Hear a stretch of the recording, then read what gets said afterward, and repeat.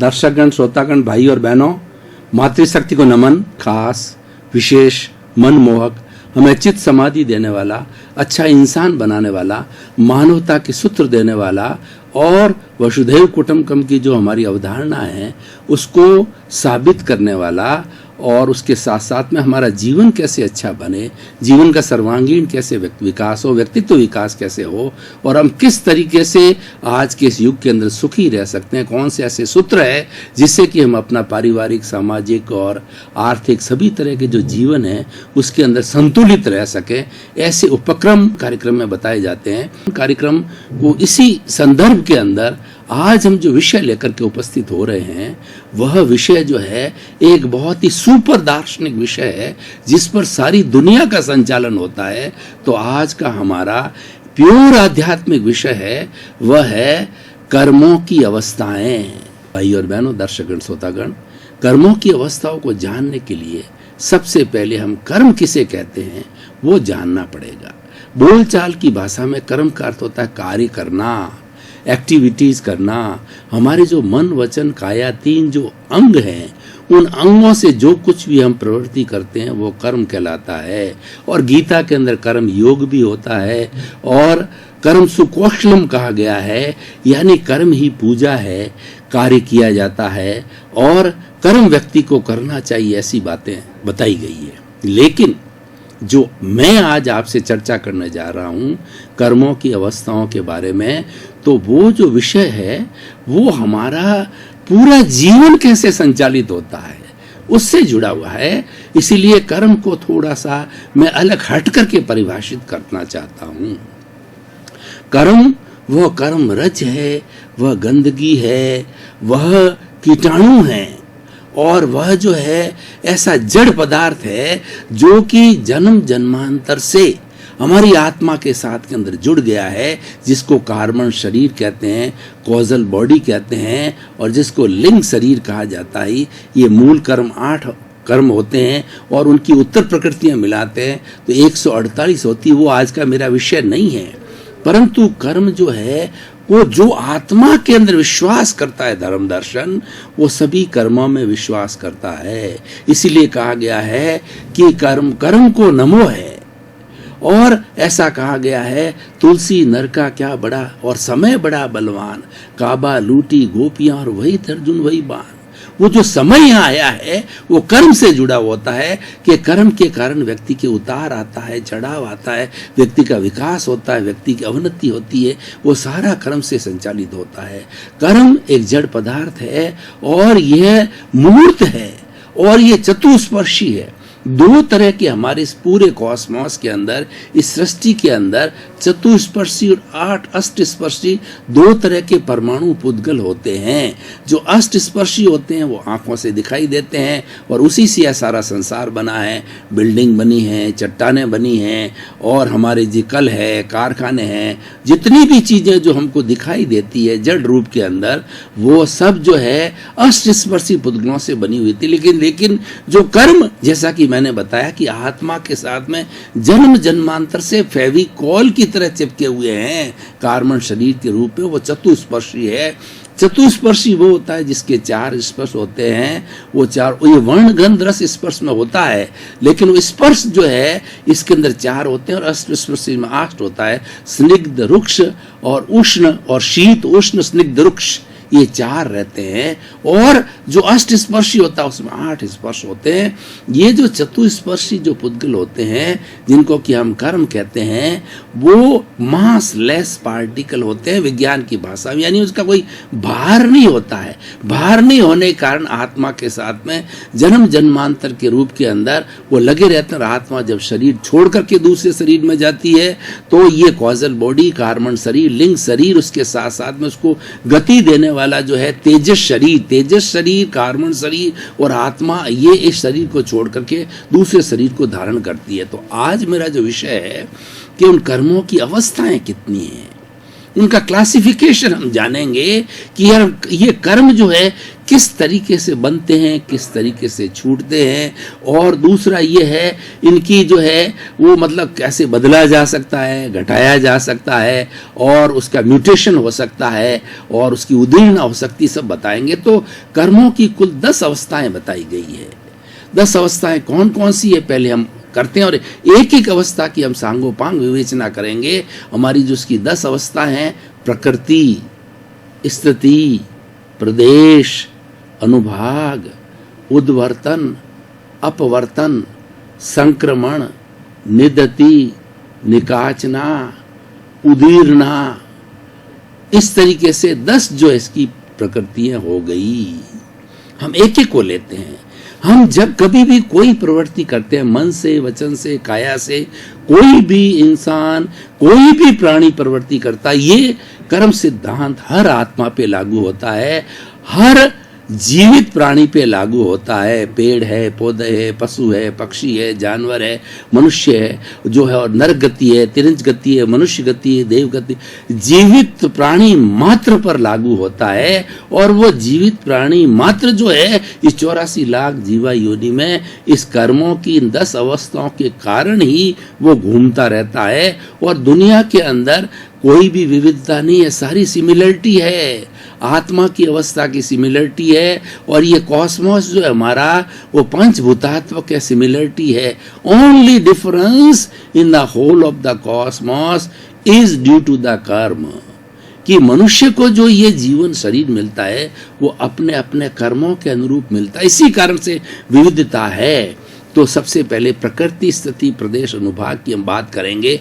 कोई भी प्रवृत्ति करते समय मन, वचन, काया की प्रवृत्ति करती है तो पूरे कॉस्मोस के अंदर जो है चतुस्पर्शी जो है कर्म परमाणु होते हैं, उन परमाणु को हमारे जो है 5 इंद्रियां जैसी जैसी प्रवृत्ति करती है वो खींच ले जाती है। मन, वचन, काया उसको खींच लेते हैं, जिसको योग कहते हैं। और खींच करके भीतर जो हमारी आत्मा के साथ में जो लिंग शरीर, कार्बन शरीर, कैजुअल बॉडी है, वो कॉजल बॉडी है, जिसको कि हम कषाय कहते हैं, जिसको हम राग देश कहते हैं, कर्मरज कहते हैं, उसके साथ मिल जाता है और समय आने पर छूट जाता है। तो प्रकृति, ये कर्मों की प्रकृति का मतलब होता है उसकी nature of the Karma. Nature कुल 8 तरह के द्रव्य कर्म होते हैं, ज्ञानावर्णीय, दर्शनावर्णीय, वेदनीय, मोहनीय, आयुषी, नाम और गोत्र और अंतराय। मैं इसकी डिटेल में नहीं जाना चाहूँगा क्योंकि समय की अल्पता को देख करके 10 जो है अवस्थाओं की हमें सांगोपांग विवेचना करनी है, जो कि आज हमारा विषय है।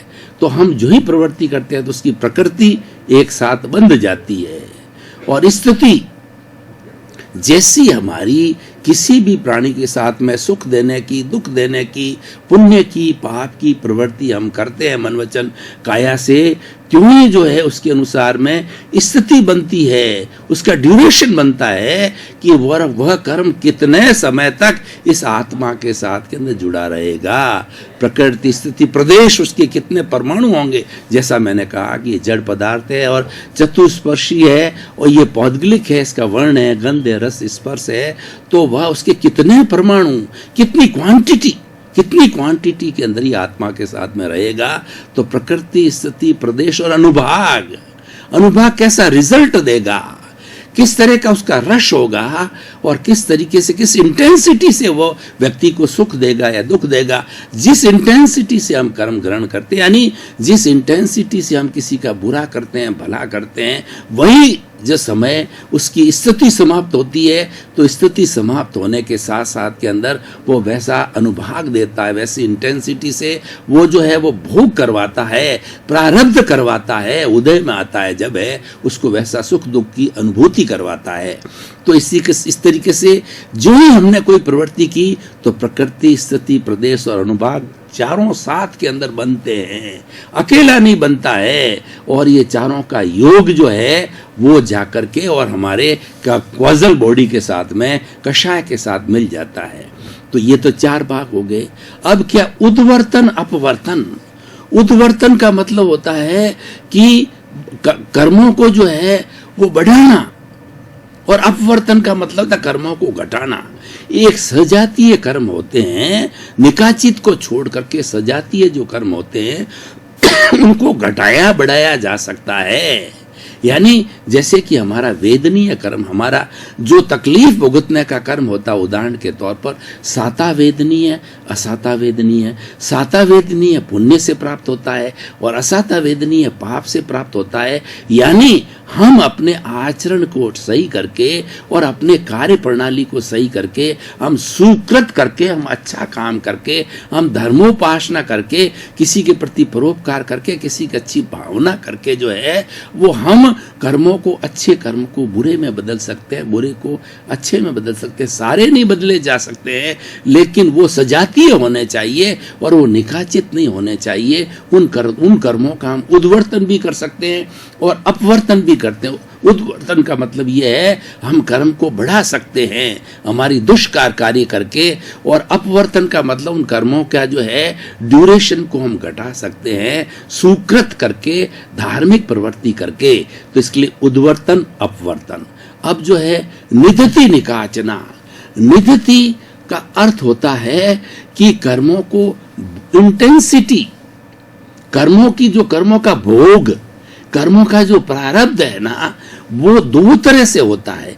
एक तो हमारे शरीर के अंदर कर्मों का भोग होता है, वो कर्मों का भोग होता है, हमें कष्ट देता है, हमें अनुभूति कराता है और हम त्राही त्राही करने लगते हैं और हमको अच्छा नहीं लगता है। और पुण्य कर्म आता है तो हमको अच्छा लगता है, हमको प्रसन्नता होती है और हमारा धन दौलत बढ़ती है, हमारा परिवार बढ़ता है, खुशी बढ़ती है। तो ये अनुभूतियां शरीर के स्तर पर भोग किया जाता है, वह कहलाता है निधति। वो कहलाता है शरीर के अंदर भोगना। एक आत्म प्रदेशों के अंदर भी कर्म भोगे जाते हैं। तो इसलिए निधति दो तरह की हो गई है कि आत्म प्रदेशों में भुगतना या जो है वह हमारे शरीर के अंदर भुगतान करना। आत्म प्रदेशों में कैसे भुगता जाता कर्म का?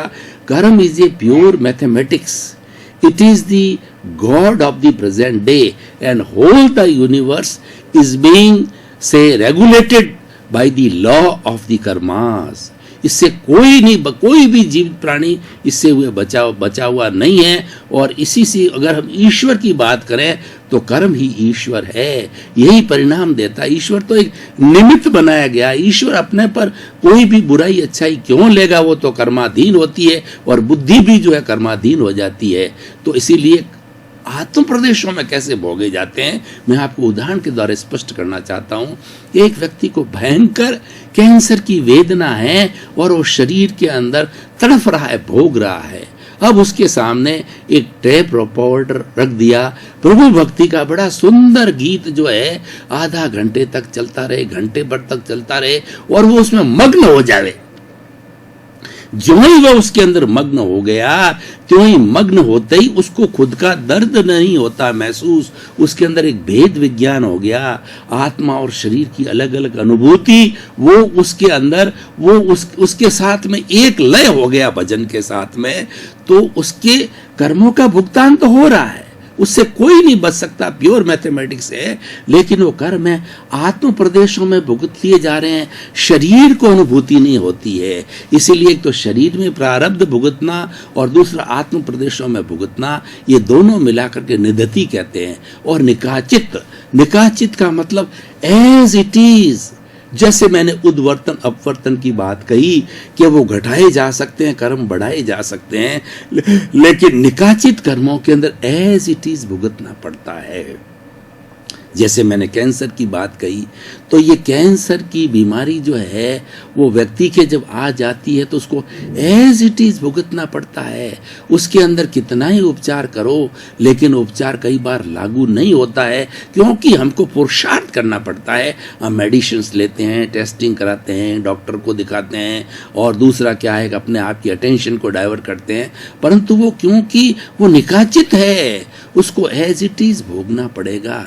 निकाचित कर्मों को एज इट इज भुगतना पड़ता है, उसके अंदर कमी बेसी कोई नहीं होती है। ऐसे बहुत से उदाहरण हैं, वो इसे देखा जा सकता है। जैसे कि मान लो किसी के संतान नहीं होनी है, तो वो संतान कितना ही प्रयास करे, कितना ही डॉक्टर को दिखाए, लेकिन उसके निकाचित है, इसीलिए वो नहीं भुगता जाएगा। और बीमारी की बात, मैंने सभी तरह की बीमारियां जो लंबे समय तक व्यक्ति भुगतता है वो निकाचित एज इट इज होती है। उस तरीके से कोई भी व्यक्ति अगर धन का अभाव है तो वो धन का अभाव कितना ही प्रयास करता है तो धन अर्जित नहीं होता है, क्योंकि निकाचित कर्म है। निकाचित कर्मों में घटत बढ़त नहीं होती है, उसको निकाचित कहा जाता है। एज इट इज एक होती है उदीर्णा, ये बड़ा बहुत ही पुरुषार्थ की बात है, वो उदीर्णा से जुड़ी हुई है। अब आप देखें कि मैं तो जल्दी से जल्दी इन कर्मों से छुटकारा पाऊं, मान लिया कि ये कर्म मेरे द्वारा किए गए हैं, लेकिन इनसे छुटकारा पाना चाहता हूं, इनको जल्दी से जल्दी इनका अकाउंट क्लियर करना चाहता हूं, इनको मेरे से अलग करना चाहता हूं, मेरी आत्मा से अलग करना चाहता हूं, मुझे अच्छा नहीं लगता है, तो वो उदीर्णा होती है। उदीर्ण का मतलब होता है वो परिपक्व होते हैं, तो अपने आप वो आत्मा से प्रकृति स्थिति प्रदेश अनुभाग मैंने बताया, समय आने पर वो अपने आप जो है अलग हो जाते हैं। हर संयोग के साथ वियोग जुड़ा हुआ है, समय से अपने आप होता है, लेकिन आप उनको कॉल करो। जैसे कोई व्यक्ति मान लो, देखिए कि किसी व्यक्ति पर बहुत ज्यादा कर्जा चढ़ गया और लोग कहे कि मुझे कोई दिवालिया नहीं कहे, मैं तो साहूकार रहना चाहता हूं, तो वो सबको इनवाइट करता है कि भाई मेरी टोटल प्रॉपर्टी इतना है और मेरी इतनी कर्जदारी है, अब अगर आप सभी को निपटाऊं मैं तो रुपए के मैं 50 पैसा दूंगा या 25% दूंगा, तो सब एग्री हो जाते हैं, भाई सबको निपटा रहा, अच्छी बात है। तो वो क्या उदीर्णा है। कॉल किया जाता है। भगवान महावीर को एक रात में 20 बाणांतिक कष्ट दिए थे। भगवान महावीर की 12.5 वर्ष की जितनी भी साधना दीक्षा लेने के बाद से सारी उदीर्णा की साधना थी, जो साधु सन्यासी हो जाता है और 22 परिचय सहन करता है, वो सारी उदीर्णा है। जितनी की धर्म की साधना होती है वो उदीर्णा है। हम उनको कॉल करते हैं कि आप जो है वो हमारे को जल्दी से जल्दी हमारा अकाउंट क्लियर करो, अलग हो जाओ, निपटाओ, वो उदीर्णा। ये पुरुषार्थ की बात, कर्मों की 10 अवस्था में उदीर्णा सबसे बड़ी अवस्था है।